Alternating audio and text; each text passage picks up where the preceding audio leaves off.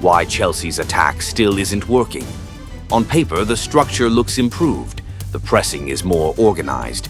Under Liam Rosenior, the build-up patterns are finally becoming clearer. And yet, the moment that decisive second arrives inside the final third, something fundamentally breaks down. The movements overlap instead of complementing each other. The box feels crowded instead of threatening. Chances appear, but the conviction simply disappears. The 1-1 draw against Burnley didn't just expose a bad day, it exposed a recurring, deep-seated flaw. A team filled with talent like João Pedro, Liam Delap, and Cole Palmer should not and cannot look this uncertain in front of goal. So, the real question isn't whether Chelsea are improving. It's whether they're building on a system that still contains the very weakness holding them back. The issue runs deeper than a single result. Under Liam Rosenior, Chelsea have undeniably become more structured. Their build-up from the back shows much clearer patterns now. The fullbacks push high to stretch the pitch, the holding midfielder drops deep to receive under pressure, and the passing triangles are more deliberate. There is real intention in their possession now. Recent performances even suggested that momentum was building. Aside from those 2 cup defeats to Arsenal, Chelsea had strung together some solid results, including that commanding 4-goal display against Hull City in the FA Cup. Confidence seemed to be returning. The foundation appeared stable. But foundations are tested not when things flow.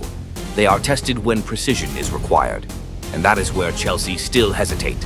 Right now, the intent to build from the back is clear.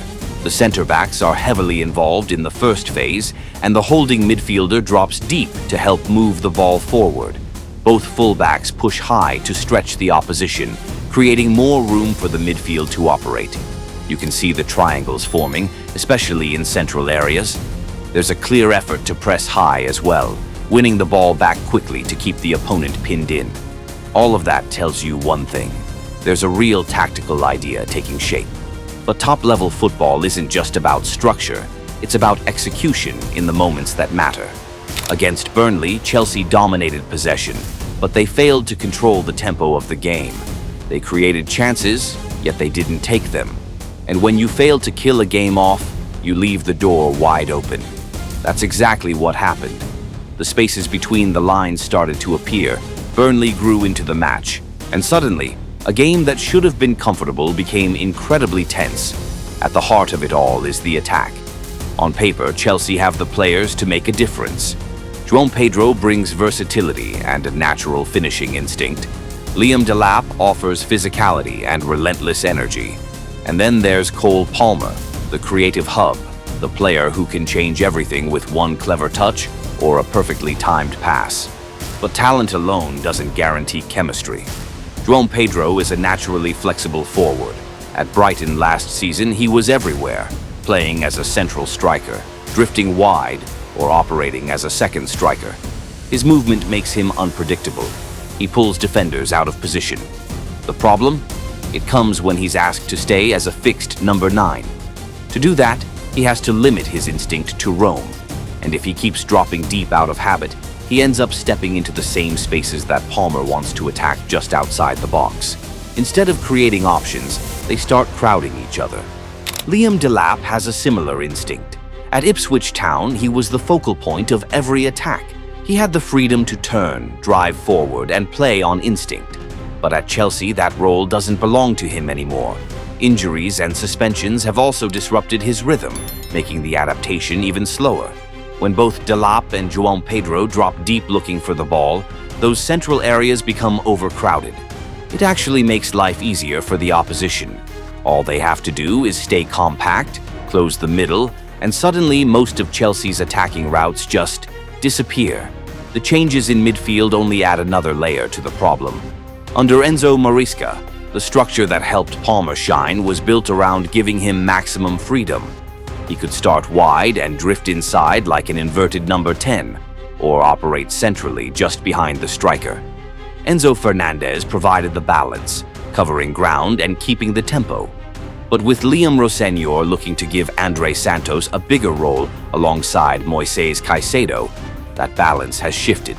If Enzo and Palmer both start, one of them often has to move out wide. That creates a chain reaction. The fullbacks need to push even higher to provide width. In possession, the shape sometimes turns into a 3-4-3. On paper, it sounds flexible.